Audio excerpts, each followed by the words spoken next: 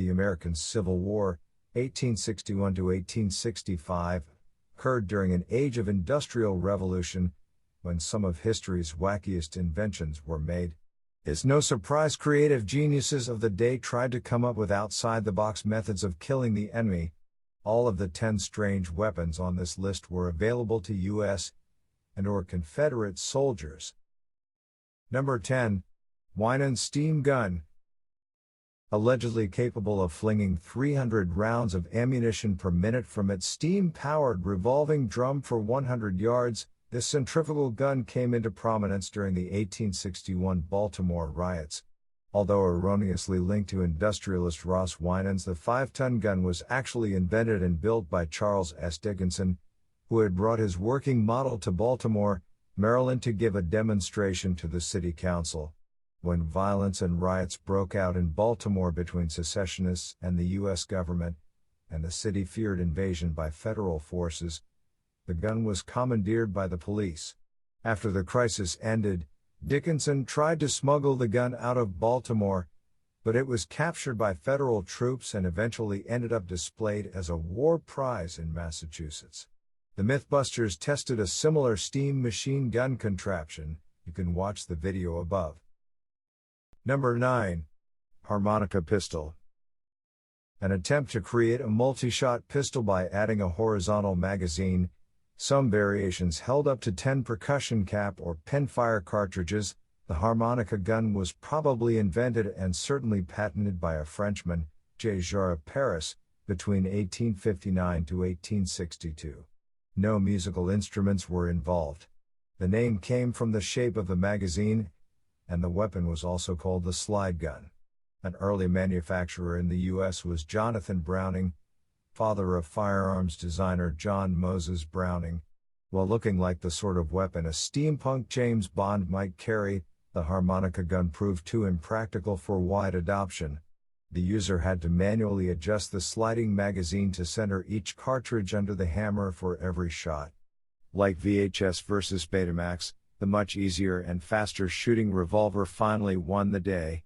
The mechanism wasn't limited to pistols. Famed Texas Senator Sam Houston owned a percussion rifle by Henry Gross, using a harmonica slide, which is on display at the National Museum of American History.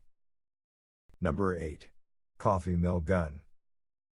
Many people have heard of the Gatling gun, the Devil's Coffee Mill coffee grinder gun.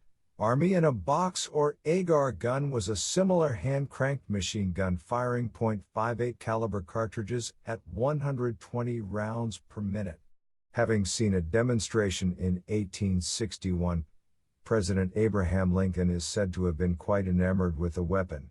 The U.S. War Department ultimately acquired a total of 60 coffee mill guns. However, field commanders thought they wasted too much precious ammunition. The single barrel became quickly overheated during use, and the hopper-fed cartridges often jammed, making the guns impractical. Due to these problems, the guns saw little action during the war. A few were deployed to guard potentially vulnerable targets like bridges. Number 7. Double-barrel cannon.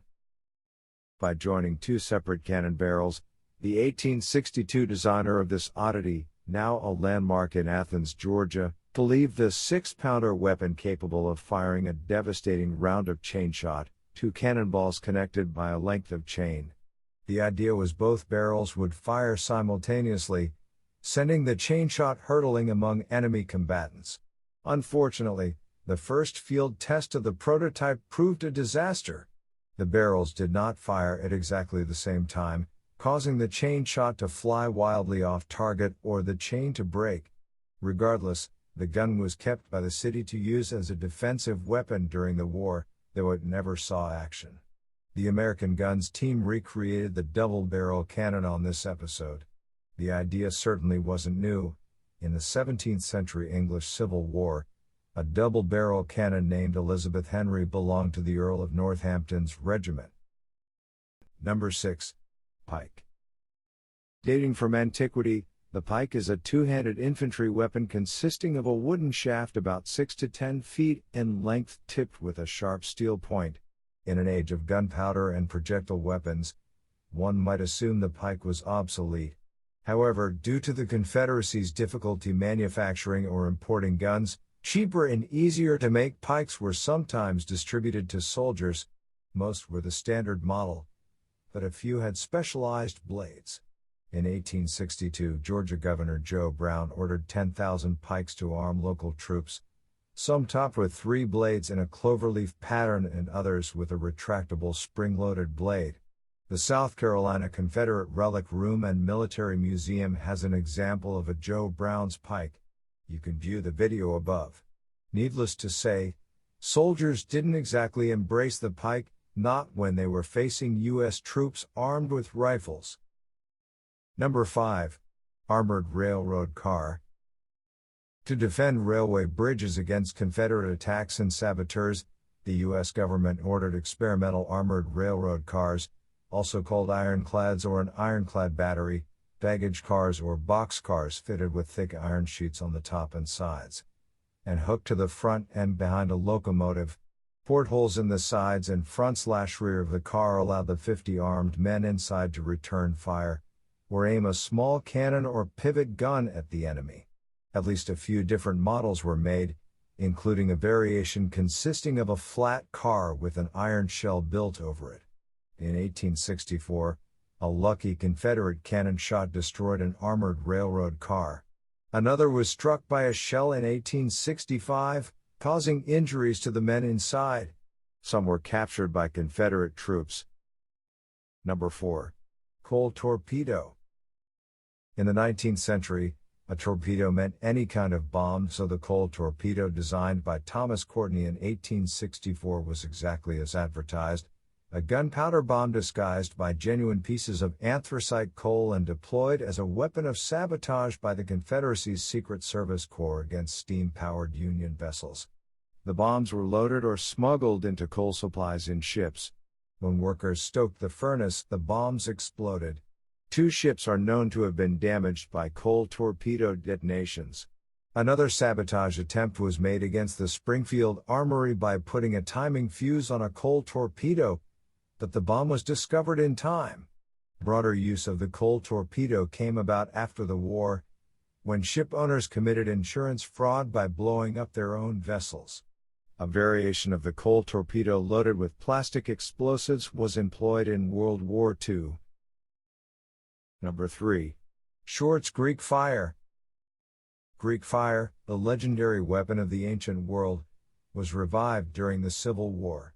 For example, the failed Confederate sabotage plot to burn New York City with incendiary devices failed in part because most of the conspirators were unfamiliar with the Greek fire-fueled fuses. At the start of the war, Levi Short, a Philadelphia inventor, approached President Abraham Lincoln and demonstrated his new device, a rocket using his patented solidified Greek fire.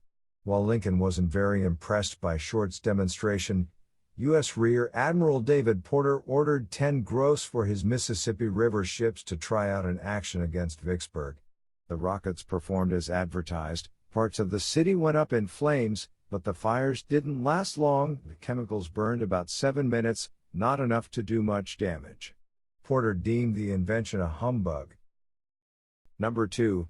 Porter Turret Rifle, or the many-chambered cylinder firearm, an unsuccessful 1850s attempt by T.P. Porter, no relation to Number 3, to upgrade the single-shot gun.